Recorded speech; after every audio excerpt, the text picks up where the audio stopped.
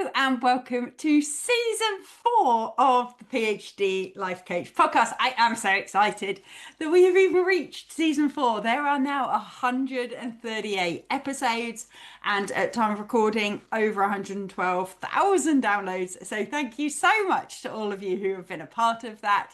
If you still know people that aren't listening to the podcast, why not?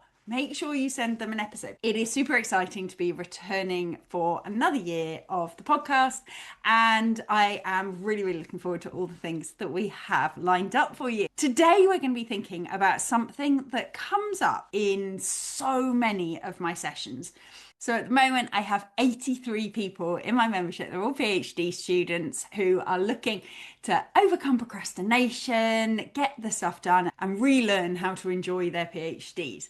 And one of the things they talk about most often is feeling like a bit of an imposter, feeling as though they don't deserve to be there, that their supervisor is somehow gonna, find out that they're not good enough to be there, that they don't have the capacity to learn to do all this stuff. Maybe you felt like that too. Maybe there are times when you're just thinking, wow, everybody else knows what they're doing, or at least they know what they need to learn to be doing. And I don't belong here. I'm not part of this. This is not something I'm capable of. And if you felt like that, I want you to know that you're in really good company. Most people feel like that at some point in their academic career. And one thing I know more than anything is that it's not an accurate reflection of your capacity to be an academic. Okay? The fact that you feel like that doesn't actually relate to your actual abilities, your actual skills, the actual place you're at the moment, or your capacity to become more in the future.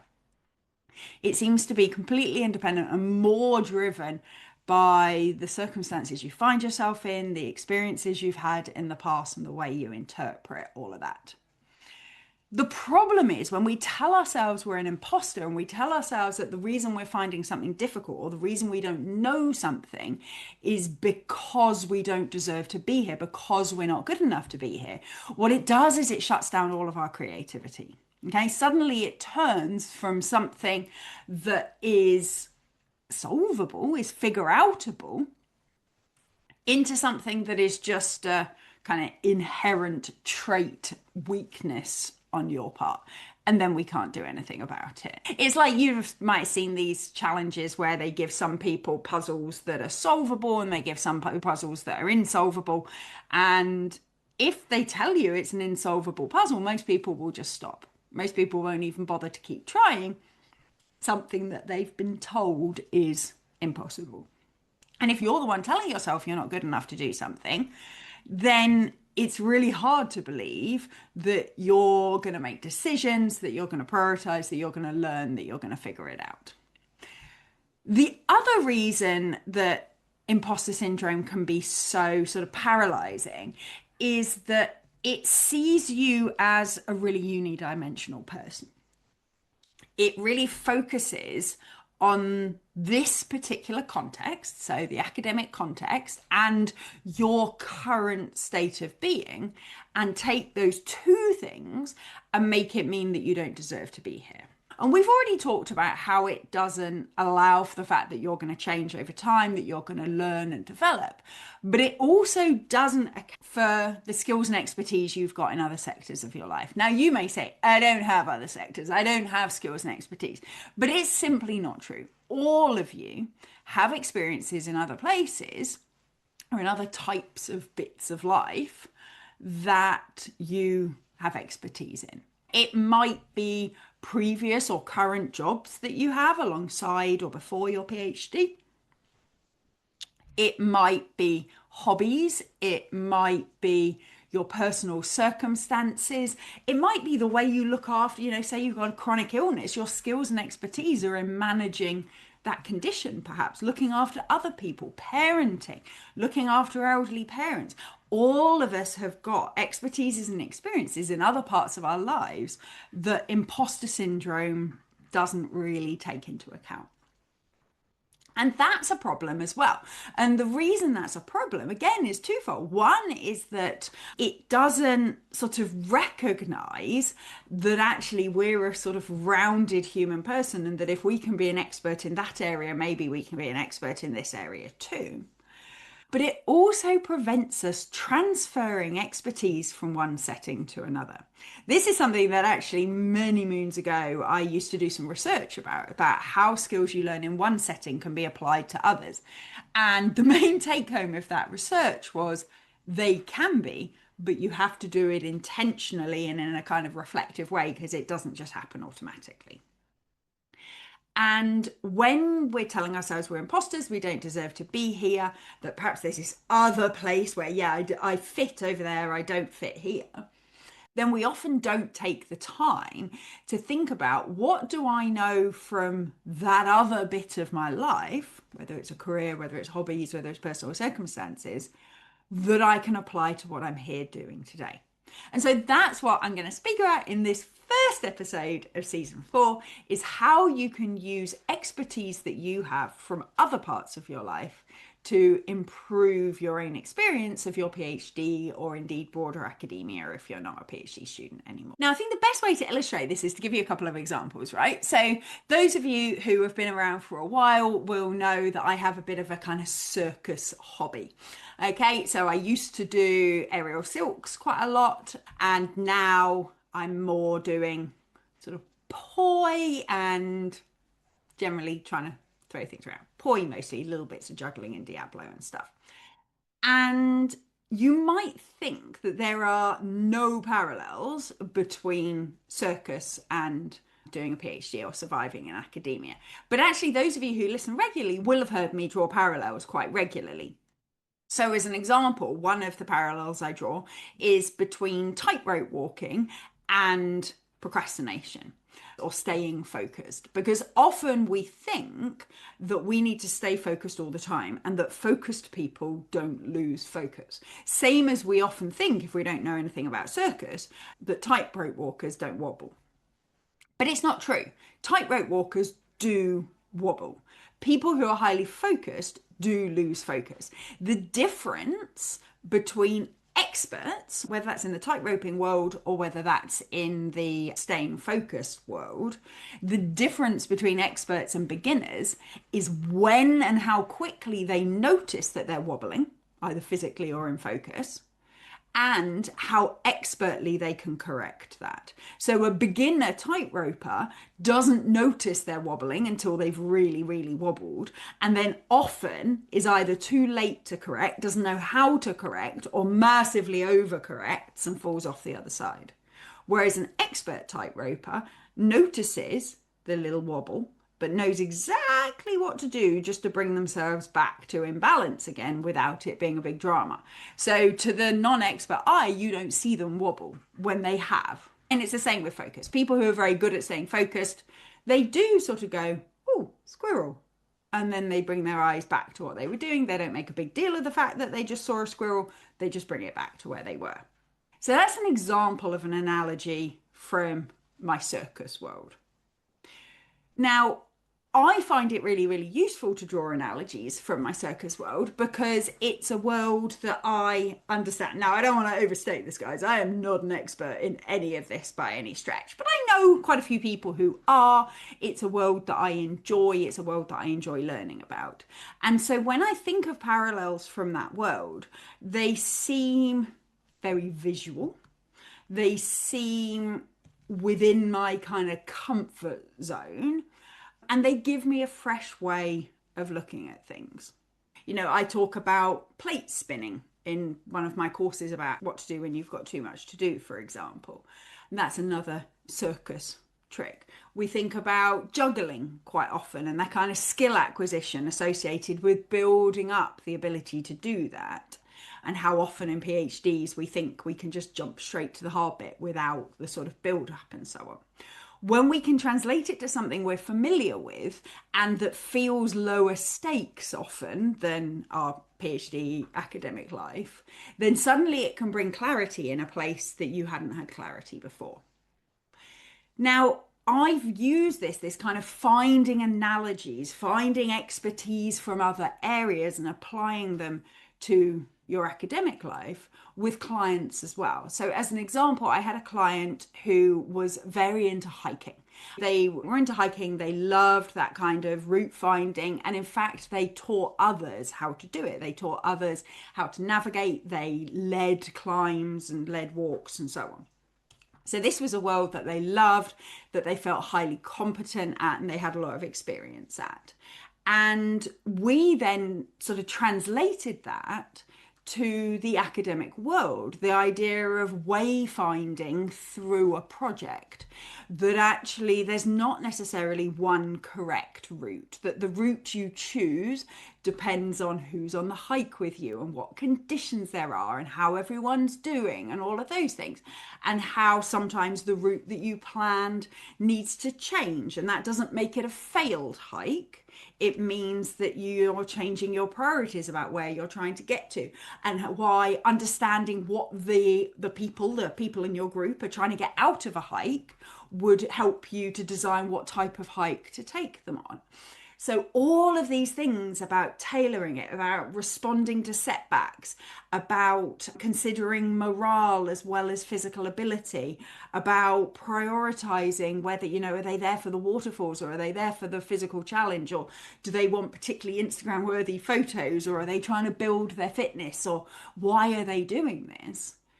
All of those things we can apply to PhDs.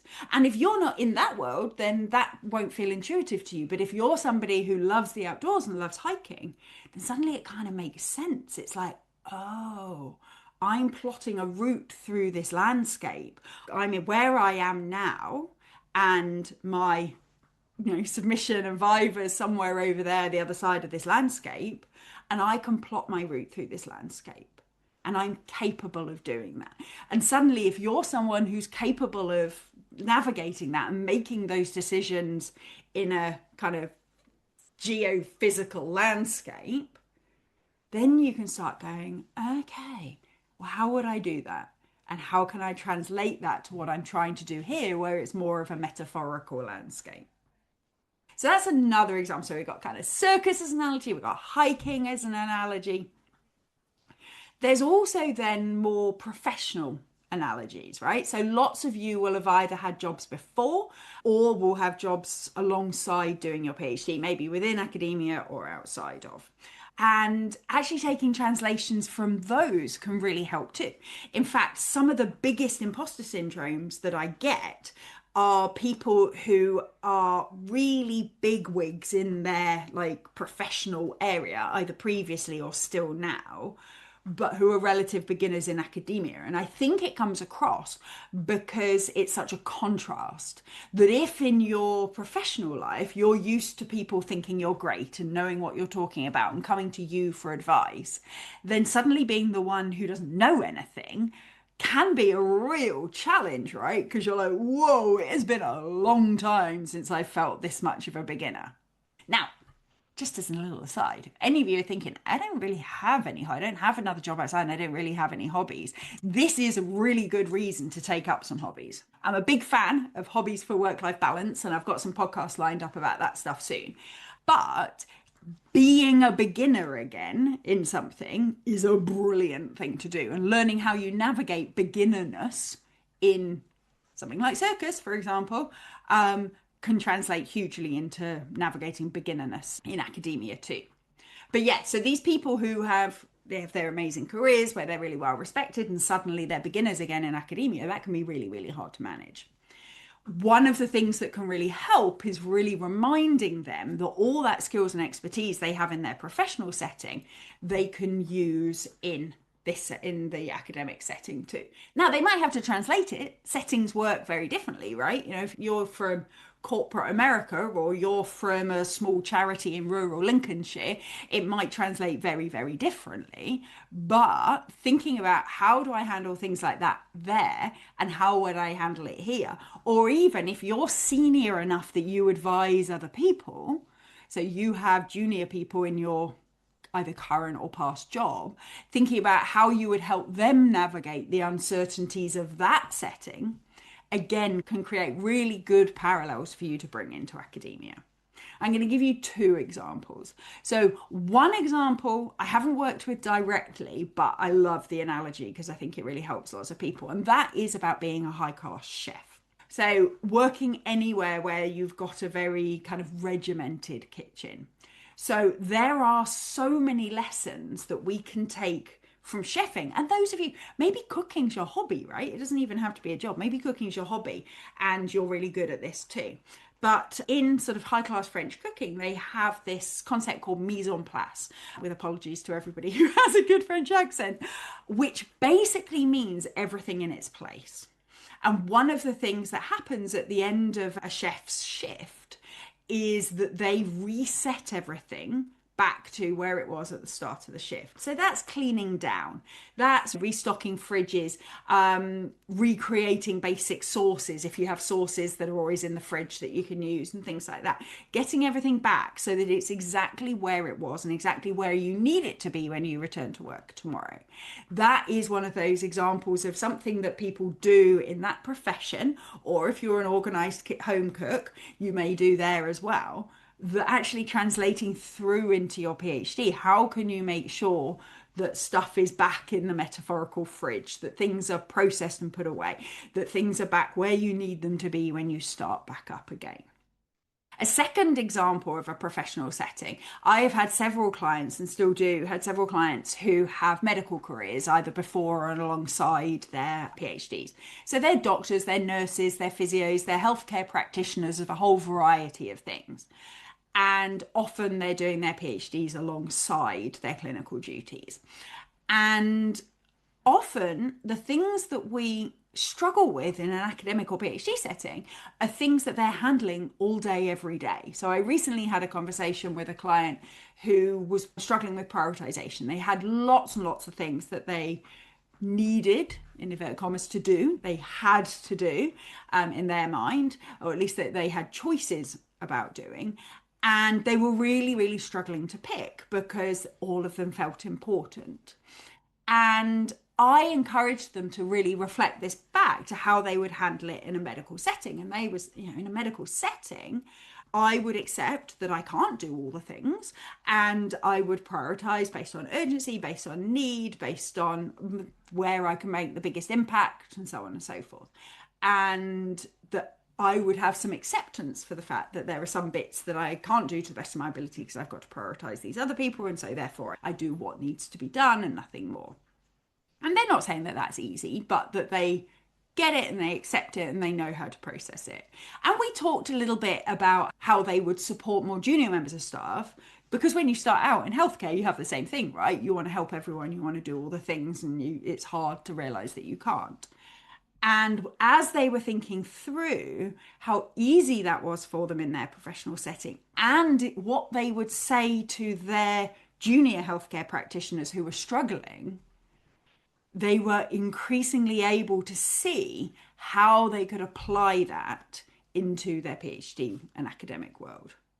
Now, that one doesn't work for me, right? The idea of being in a hospital and having 20 patients, all of whom need me to varying degrees for very different things, I find deeply terrifying. I have no idea how I would, I'm a first aider, so I can do like basic sort of emergency, okay, those ones are quiet and dying, let's go that way sort of assessment. But in terms of in a ward, the idea terrifies me. So that's not an analogy that works for me. But for my clients for whom that's their setting, that's where they feel like a kind of, a functioning professional, that's where they feel at their best, whatever the opposite of an imposter is, then being able to see that in this setting and being able to say, okay, there are parallels, there's things I can take from here and apply there, is hugely empowering. So I want you to think through professional experiences. I want you to think through hobbies and side hustles and all that good stuff, or your actual personal life. So I think parenthood is a great example of this. Some of you might be in amateur theatre or high-level sports. So I come from a sports science background, and some of our best students were the students that were also high-class athletes. We called them dual professionals, where they were a student and they were essentially a professional athlete. And some of them got distracted by it, but the ones that could translate through from one to the other, that they could see how the training they did in their physical lives could translate across to the training that they needed to do in their academic lives, they were some of the best students that we had. So what is it for you? Where's a context that you feel like, you know what, I mostly know what I'm doing, or at least I feel comfortable? Because I want to take you back. I am not good at circus. I cannot tell you how not good at circus I am. Okay, if the average person saw me, they might be like, okay. If anyone who does circus, I am not an expert at circus, but it's still my little world that I love and understand.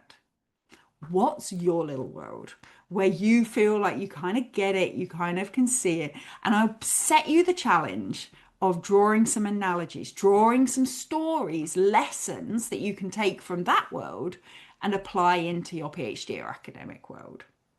Now, if you're listening and you're not on my newsletter, you need to jump on my newsletter, because I will set these sorts of challenges every week in my newsletter. So you get one email a week, you get a little summary of what I say in this podcast, you get 2 reflective questions that you can work through and ponder about, either in writing or just thinking about them when you go for a walk.